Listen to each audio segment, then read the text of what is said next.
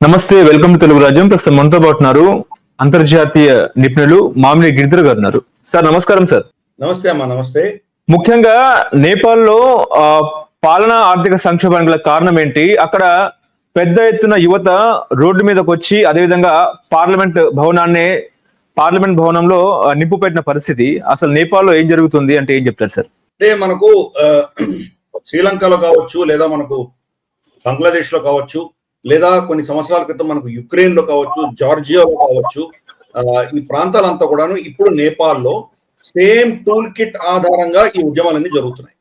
ఏదో అక్కడ ఉన్నటువంటి ప్రజల్లో చిన్న వాళ్ళకు ఉన్నటువంటి ఇబ్బంది ఏదైతే ఉంటుందో, కష్టం ఏదైతే ఉంటుందో దానికోసం వాళ్ళు కొంతమంది ఎవరో ఉద్యమిస్తారో దానికి వీధుల్లోకి వస్తారు. తర్వాత వాళ్ళకి ఏది కావాలో దానికి అతీతంగా కొన్ని వేరే శక్తులు వచ్చి దాన్ని టేక్ ఓవర్ చేస్తున్నారు. ఫర్ ఇన్స్టెన్స్, ఇప్పుడు నిన్న జరిగినటువంటి నేపాల్లో జరిగినటువంటి ఘటనలో మనం చూస్తే కనుక పిల్లలకి ఏం కావాలి?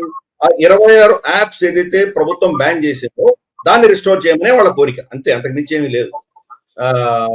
రాత్రికి ప్రధానమంత్రి ఆ యాప్స్ అన్ని కూడాను ఆయన తీసేశారు, దాన్ని బ్యాన్ ఎత్తేసారు. బ్యాన్ ఎత్తేసిన తర్వాత మరుసటి రోజు ఎందుకు చేయాల్సి వచ్చింది వీళ్ళ ఎడ్యుకేషన్? మరుసటి రోజు ఎడ్యుకేషన్ కి సంబంధం లేదు కదా. పిల్లలు వీధుల్లోకి వచ్చింది దేనికి? వాళ్ళకు ఈ యాప్స్ అన్ని కూడాను ఫేస్బుక్, ట్విట్టర్, ఇన్స్టాగ్రామ్ ఇవన్నీ మళ్ళీ రిస్టోర్ అవ్వాలి అని వాళ్ళు అడిగారు. అయిపోయింది, ప్రభుత్వం ఇచ్చేసింది. ఇంకా మళ్ళీ మరుసటి రోజు అజిటేట్ చేయడానికి వాళ్ళకి కారణమే లేదు. కానీ ఈ యొక్క మూవ్మెంట్ ని హైజాక్ చేసి కొన్ని దేశ విద్రోహ శక్తులు, తర్వాత ఇంటర్నేషనల్ గా ఉన్నటువంటి కొంత దీన్ని ఏమంటారంటే మన డీప్ స్టేట్ కి సంబంధించిన కొంతమంది ఆ ఉద్యమాన్ని హైజాక్ చేసేసి దాన్ని ప్రభుత్వాన్ని కూలగొట్టే దిశగా వెళ్ళారు.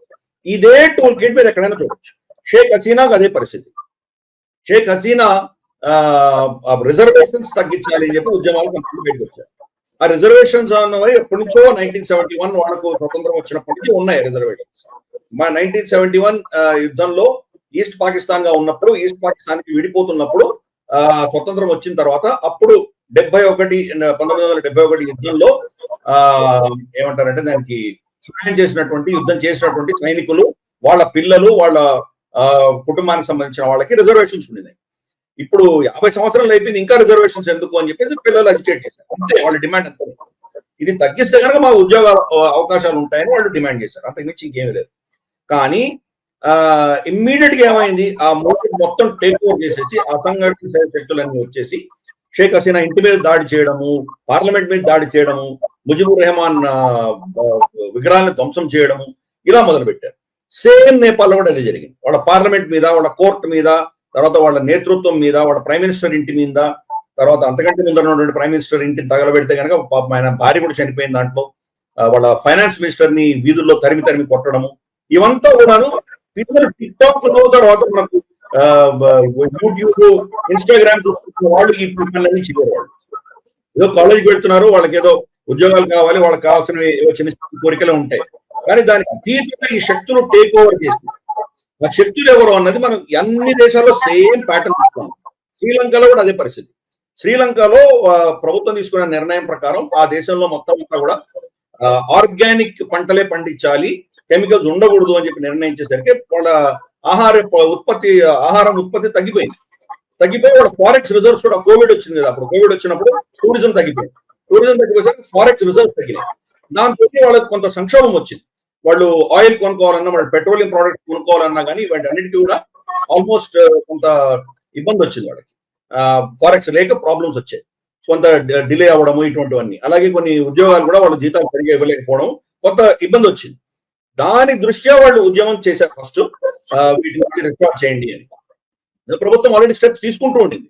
అయినా కానీ కూడా ఇమ్మీడియట్ గా మనకు రాజపక్ష ఇంటి మీద దాడి చేయడము, పార్లమెంట్ మీద దాడి చేయడము, వాళ్ళ కుటుంబానికి సంబంధించిన ఒక మ్యూజియం ని తగలబెట్టడము, ఇటువంటివన్నీ చేశారు.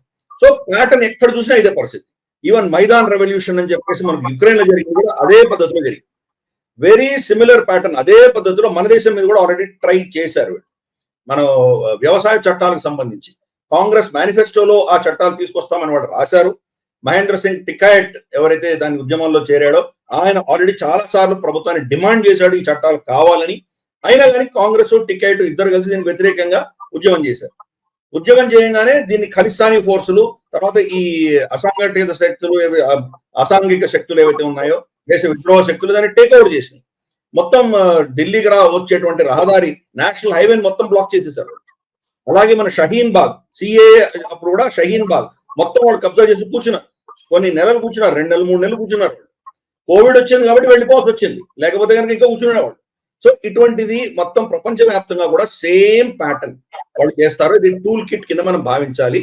ఆ టూల్ కిట్ ఆధారంగా అంటే దీంట్లో వెనకాల నేతలు ఎవరు చేస్తున్నారో మనకు తెలియదు. ఎక్కడ కూడా చూస్తే షహీన్ బాగ్ లో లీడర్షిప్ ఎవరో మనకు తెలియదు. మనకు ఈ రైతుల ఉద్యమంలో లీడర్షిప్ ఎవరో తెలియదు.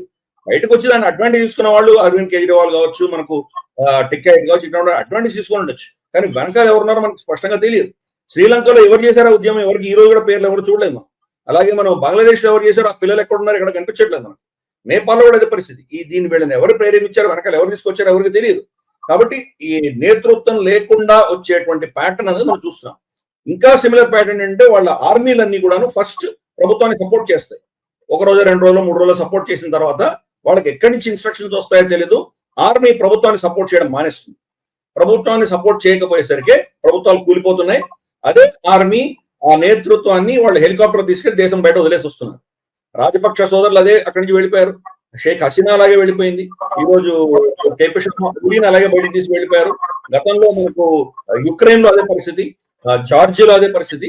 కాబట్టి ఇదంతా కూడా అమెరికన్ డీప్ స్టేట్ యొక్క టూల్ కిట్ ఆధారంగా మనం భావించాలి. పిల్లలు కానే కాదు, జెన్ జీ రెవల్యూషన్ అని పేరు పెట్టారు. కానీ అంత చిన్న పిల్లలు ఇటువంటి విధ్వంసాలు చేయడానికి వాళ్ళకు అంత పరిస్థితి లేదు. అది దాన్ని మొత్తం టేక్ ఓవర్ చేసింది anti national, anti social elements take over చేశారు.